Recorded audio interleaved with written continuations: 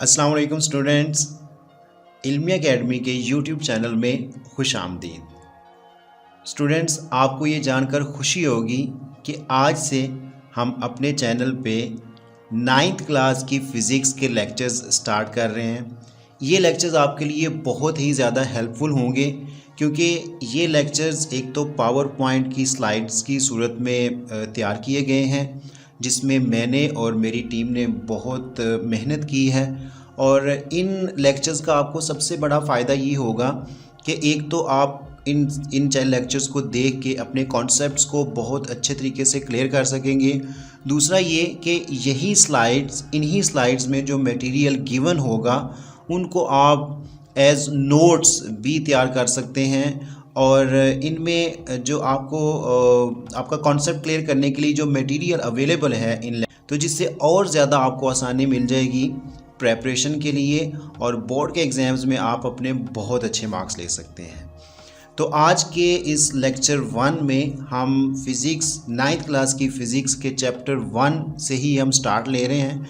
और लेक्चर 1 में हम पढ़ेंगे Lord Kelvin statement, Andromeda galaxy, science and its derivation, introduction to physics. तो इन टॉपिक्स को आज हम कवर करेंगे। ये एक शॉर्ट सा लेक्चर होगा क्योंकि ये हमारा वैसे भी इंट्रोडक्टरी लेक्चर है। So hopefully you will learn a lot.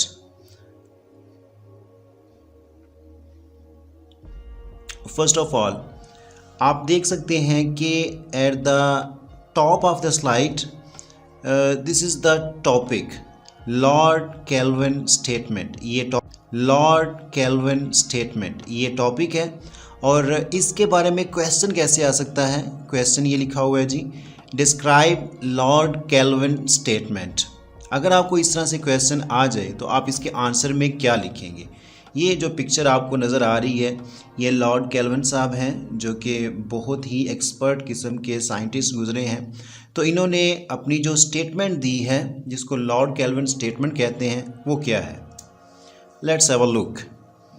When you can measure what you are speaking about, इसका मतलब है कि जब आप उस चीज़ को मेजर कर सकते हैं जो आप बोल रहे हैं, and express it in numbers, और आप उसको नंबर्स की फॉर्म में एक्सप्रेस भी कर लें। You know something about it, तो आप उसके बारे में कुछ ना कुछ जानते हैं, मीन टू से कि आपके पास नॉलेज है उस चीज़ के बारे में। When you cannot measure what you are speaking about, or you cannot express it in numbers. In other words, कि जिस चीज़ के बारे में आप बात कर रहे हैं आप उसको measure नहीं कर सकते, आप उसको वर्ड्स की फॉर्म में एक्सप्रेस नहीं कर सकते। तो इसका मतलब है your knowledge is of a meagre end of unsatisfactory kind.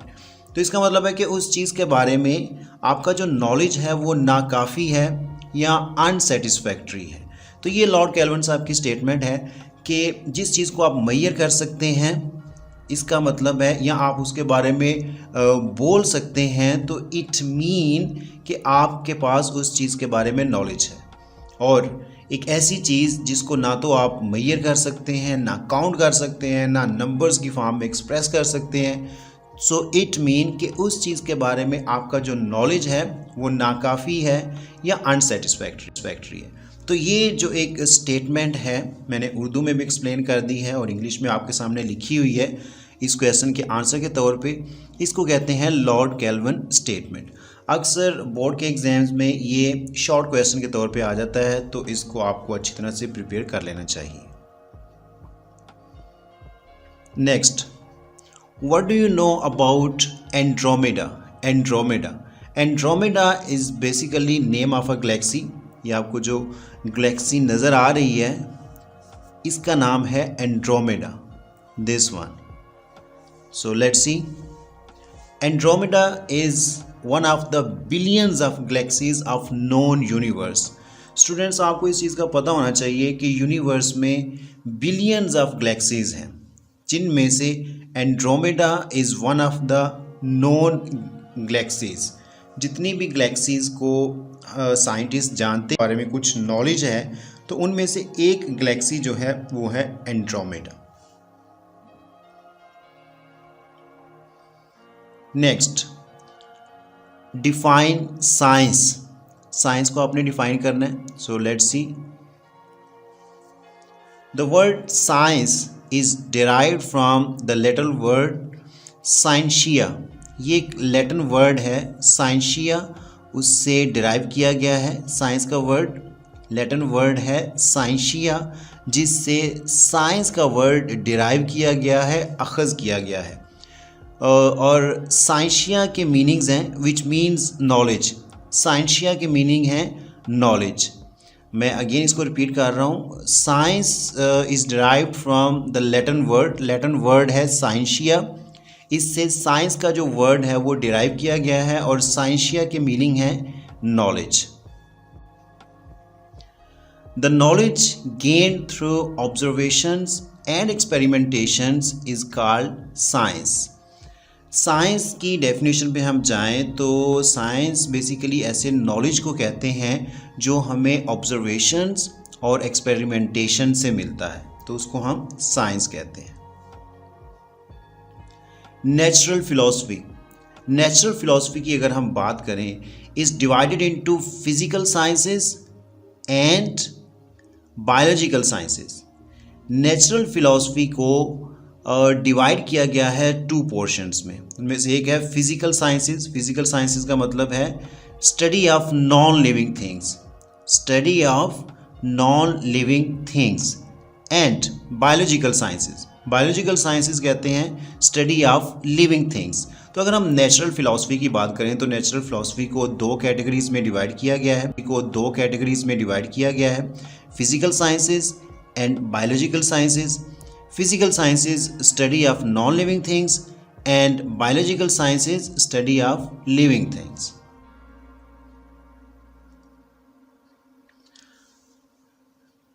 जी, अगर आपको ये क्वेश्चन आ जाए, what is physics, why do we study physics, physics क्या है और हम फिजिक्स को क्यों स्टडी करते हैं, तो इसके आंसर में आप क्या लिखेंगे? आपको फिजिक्स की एक तो डेफिनेशन आनी चाहिए। सो लेट्स सी कि क्या इसकी डेफिनेशन है। In 19th century, physical sciences were divided into 5 distinct disciplines. 19th century में जो physical sciences हैं उनको 5 मुनफरिद डिसिप्लिन्स में, कैटेगरीज में डिवाइड किया गया था। वो 5 डिसिप्लिन्स कौन कौन से थे? Physics, chemistry, astronomy, geography and metrology. तो उनमें से जो फिज़िक्स है, एक जो डिवीजन है फिज़िक्स, उसको हम इस लेक्चर में डिस्कस करने जा रहे हैं। यहाँ पे भी फिज़िक्स की डेफिनेशन लिखी हुई है, the study of matter, energy and the interaction between them is called physics.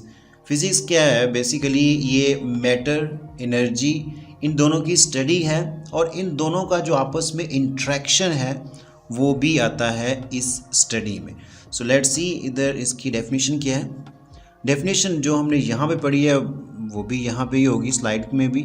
The study of matter, energy and their interaction is called physics. It's quite easy कि फिजिक्स क्या है जी? ये मैटर, एनर्जी और इन दोनों का जो आपस में इंट्रैक्शन है उस स्टडी को हम कहते हैं physics. We need to study physics. In the second portion of this question, why do we study physics? So उसकी रीज़न है, we need to study physics because its laws and principles help us to understand nature. हमें physics को study करने की इसलिए ज़रूरत है क्योंकि इसके जो लाज हैं और प्रिंसिपल्स हैं वो हमें नेचर को अंडरस्टैंड करने में हेल्प आउट करते हैं।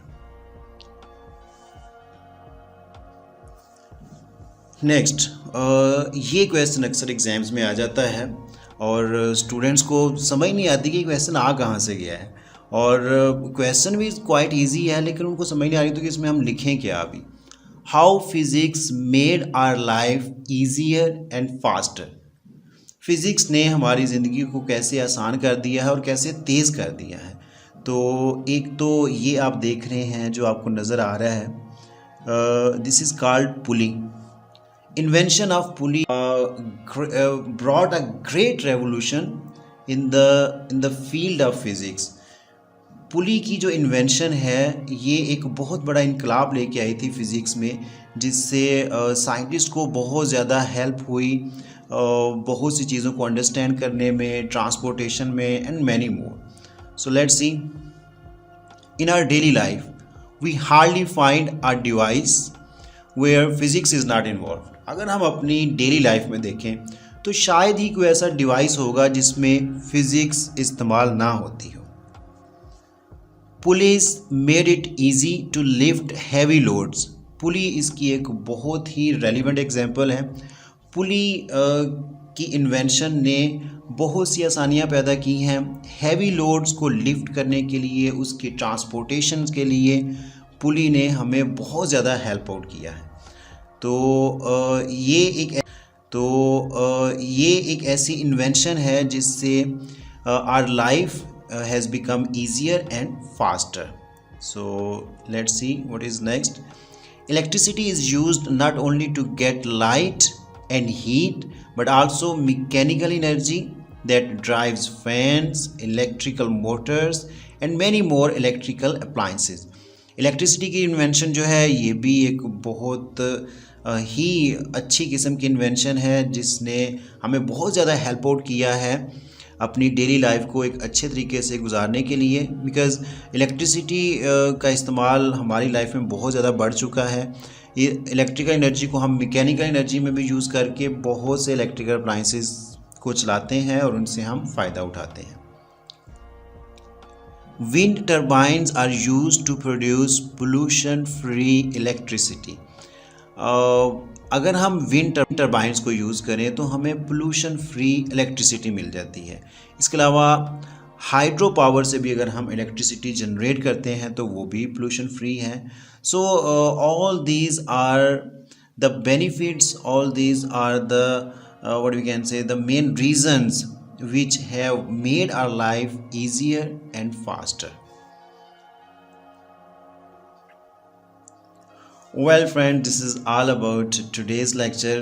मुझे उम्मीद है कि आपको ये लेक्चर पसंद आया होगा और इसमें हमने जो थोड़ी सी चीज़ों को डिस्कस किया है उन्होंने आपके कॉन्सेप्ट्स को क्लैरिफाई करने के लिए हेल्प आउट ज़रूर किया होगा.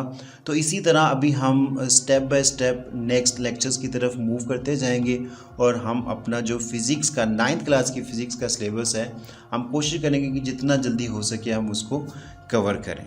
सो इस टॉपिक जो हमने टॉपिक्स इस लेक्चर में क्लियर, किसी किस्म का कोई भी क्वेश्चन है तो आप कमेंट बॉक्स में टाइप करें. I will be here to reply your questions. So stay tuned and see you in the next lecture. Till then, Allah Hafiz.